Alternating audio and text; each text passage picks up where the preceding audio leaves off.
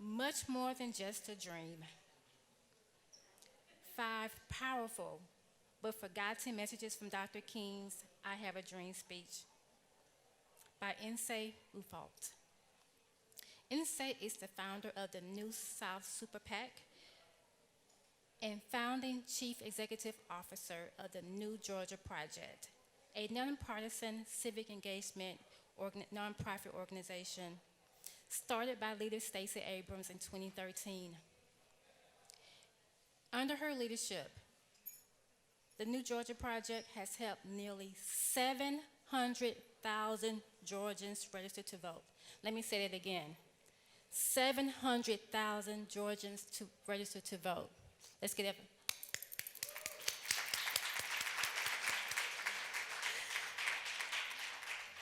As we all know, registering all those voters helped to flip Georgia in the 2020 presidential election.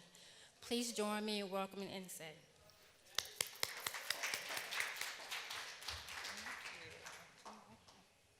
Thank you. Good evening, everyone. I'm super excited about this. I feel like I'm giving absent-minded professor right now, but I'm really grateful to be with you all this evening. So yes, I'm Nsé Ufot. I'm an activist, and for almost 9 years, I led an organization called the New Georgia Project. We're probably best known for helping register, again, nearly 700,000 young people and people of color to vote in all 159 of Georgia's counties. And I'm really proud of that work. And the truth of the matter is that the New Georgia Project is so much more than that, and we could all be forgiven for thinking that it is just a voter registration organization, because that is what is talked about, that is the sort of story that has been elevated about the work that we do. But in fact, it is a part tech startup. It is a research hub inside of a power-building civil rights organization. And why? It's because we consider ourselves world builders.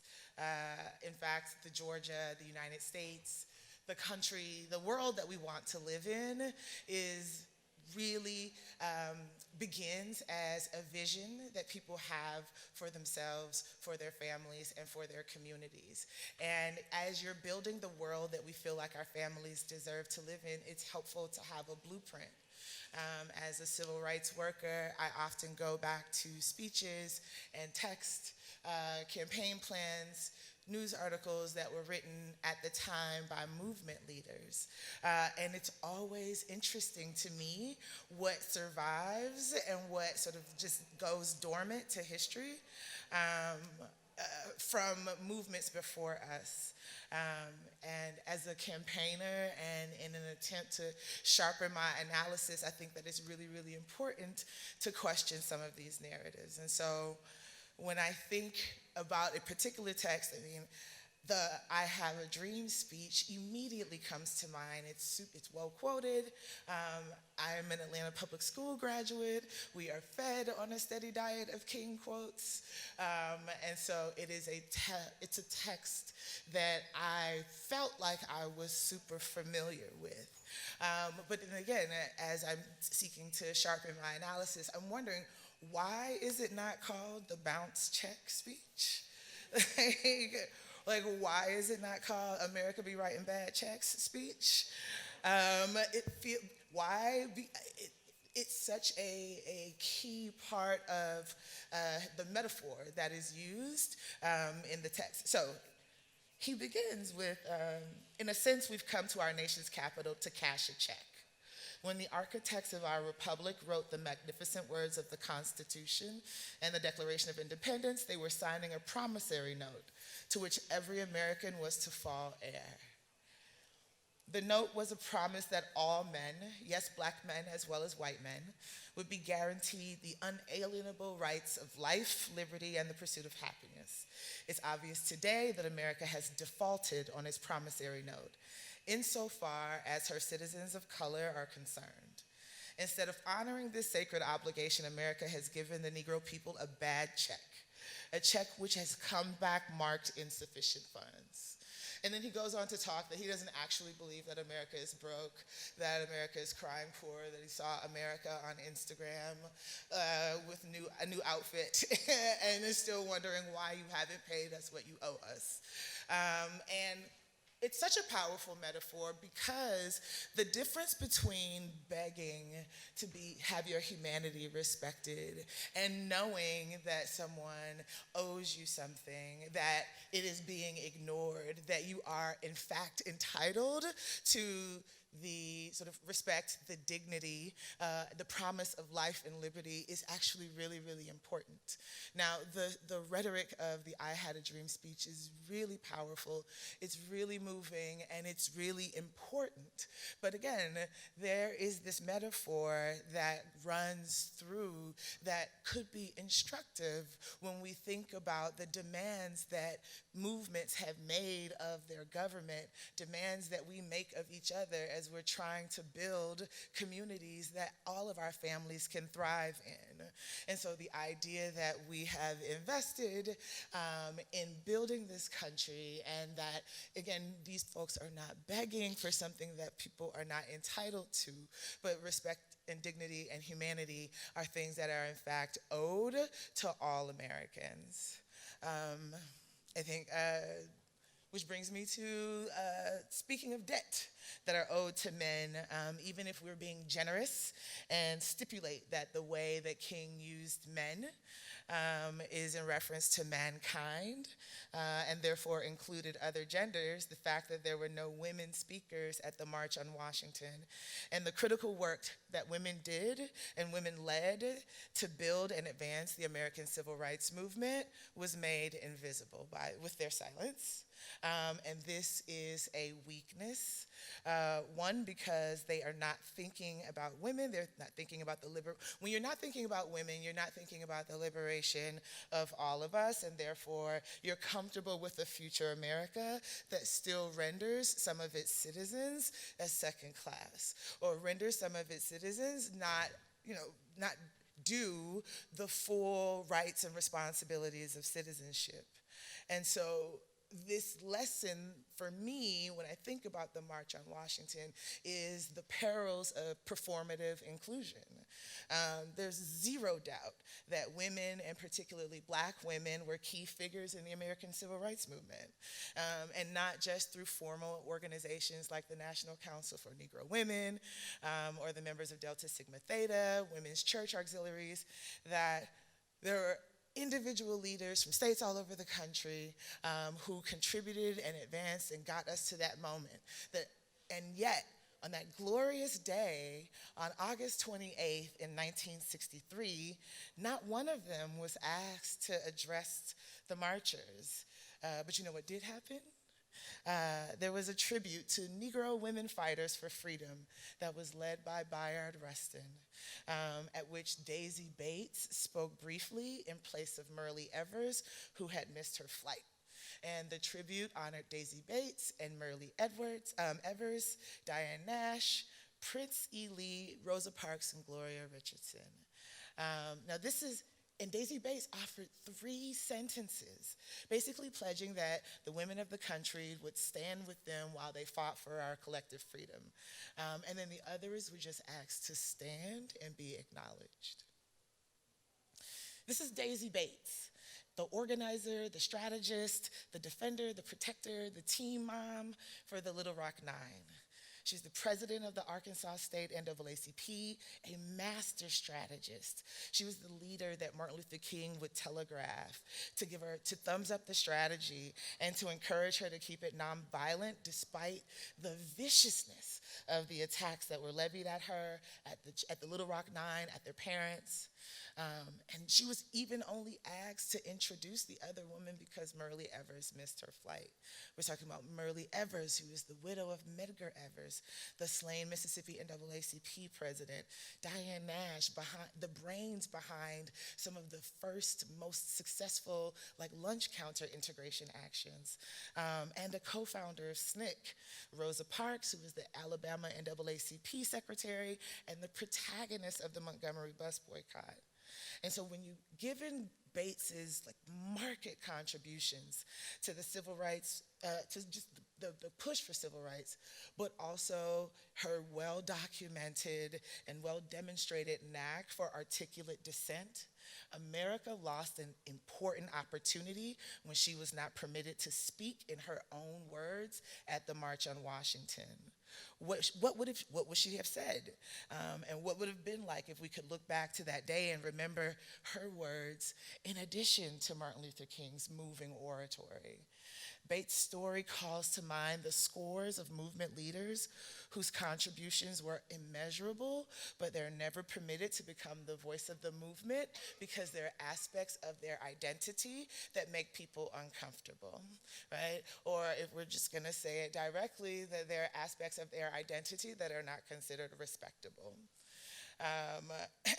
Our movements are weakened and our victories are hollow and insufficient when we don't solve for class and gender and race. When we silence effective leaders because they, again, aspects of their identity seem like threats to the image or to the narrative that movement leaders seek to advance. Which leads me to the third lesson. I believe that memory is a superpower. I feel like when we look at the attacks on, people just trying to teach accurate American history, when we look at the attempt to ban books, that it is, in fact, an attempt to erase the history because memory is a superpower that when you remember, they say when you know better, you do better, right? Or you're supposed to, right? And so inaccurate narratives hurt the collective, period. Especially false narratives about how we've advanced social movements and freedom causes. And it is not about credit. It's about leaving the blueprint, the playbook for future generations. And when the predictable backlash comes, because it will come, the history of the world has shown us that as we make advances forward to be more inclusive, to broaden the definition of citizen, that it is always met with a corresponding backlash. It's always met with a corresponding whitelash, right? And so as we prepare for that, it serves as a guide. It raises our consciousness. It allows us to hold the line against revisionist narratives that only serve to make the case for the rollback of rights. Bayard Rustin planned and organized the March on Washington. Through his spirit of resistance, he left an unquestionable impact. But many of the pressures that he faced remained decades later. As an openly gay Black activist, Rustin was a political liability, a physical manifestation of an inconvenient truth that movement leaders at the time struggled to deal with. And it was the idea that the rights that they were fighting for included people who were not just straight Black men. Right? And so when you have Black women in these spaces who we are leveraging their labor, when you have queer Black folks in these spaces and we're leveraging their labor, the idea that we don't tell accurate stories about how we got to this moment actually hurts us. And this is, in fact, the nature of what is called respectability politics, or what happens when the experiences of some individuals or groups are marginalized or invisibilized. In Rustin, we find the story of an openly gay Black man who devoted in the 50s and 60s, right, who devoted his career to social change work and exhibited an abiding pride in who he was, even as he faced immense discrimination. I think the story of Rustin is fascinating because he was like irreplaceable as the organizer, as the strategist, the person at the top of the pyramid when we think about all of the labor and all of the work that was happened. And the leaders of the March on Washington and the big three civil rights organizations were threatened that if he was any more visible, that they would claim that he was having an affair with Martin Luther King, right? That if they did not put him behind the scenes, and these are not like threats just from the right. There was a member of Congress named Adam Clayton Powell, again, who was told that if Bayard Rustin was any more visible, that it would discredit the entire movement and they needed to put him in the back room. I think that, like, thinking that folks with identities that, again, are not considered respectable don't have any history at all, don't have any history of leadership at all, hurts us in ways that we can't even imagine. And the need to actively expand the scope of stories that are told about how we got to this moment is so pressing. It remains pressing. And I urge you all to join us as we are pushing to advance these narratives, not just in classrooms, not just in state legislatures, not just in Congress, but in all of our areas of public life.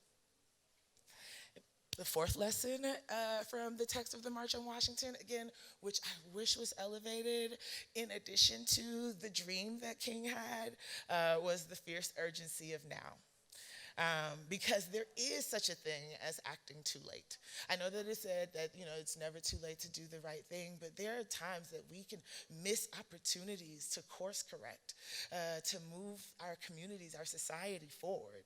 In the text of the I Had a Dream speech, he says, "We've also come to this hallowed spot to remind America of the fierce urgency of now. There is no time to engage in the luxury of cooling off or to take the tranquilizing drug of gradualism." I think that as we look at some of the demands that are being made, I think about Cop City, I think about the George Floyd Policing Act, I think about real demands that are being made from communities, organized demands that people are met with sort of resistance, and people are told not now, that what you're asking for is too much. America's not ready for that. I think that the fierce urgency of now is a critical and important lesson, that we listen to the people who are closest to the issue. And when we're thinking about the solutions that to the problems that ail us, that gradualism doesn't get us to where we need to be, and that we shouldn't be negotiating against ourselves out of convenience. And so again, a critical, important lesson in King's own words, present in the I Have a Dream speech, that I wish was also elevated along with the dream that King had for little black girls and little white girls. And then I think lastly is the sort of I call it the can't stop, won't stop narrative. In the text, he says, "It would be fatal for the nation to overlook the urgency of the moment. This sweltering summer of the Negro's legitimate discontent will not pass until there is an invigorating autumn of freedom and equality. 1963 is not an end, but a beginning. And those who hope that the Negro needed to blow off some steam and will now be content will have a rude awakening if the nation returns to business as usual. And there will be neither rest nor tranquility in America until the Negro is granted his citizenship rights. The whirlwinds of revolt will continue to shake the foundation of our nation until the bright day of justice emerges." I think that when people, and this is not only a message for the enemies of progress, I also think that this is a message for activists. I think that people often burn themselves out and burn bright, and that there are these movement moments, these compression moments where we throw it all on the line. And it is really, really important to know that a flash in the pan, a historic number of people marching, a die-in, a protest is not the end. And that if people think that they can just wait folks out, that they will be in for a rude awakening. That the work of Justice King said in later speeches that the arc of the moral universe is long, but that it bends towards justice. And I think that oftentimes we're focusing on what people are doing to bend the arc. And that's important, right? The labor that you're doing to bend the arc towards justice is super important. But it's also long.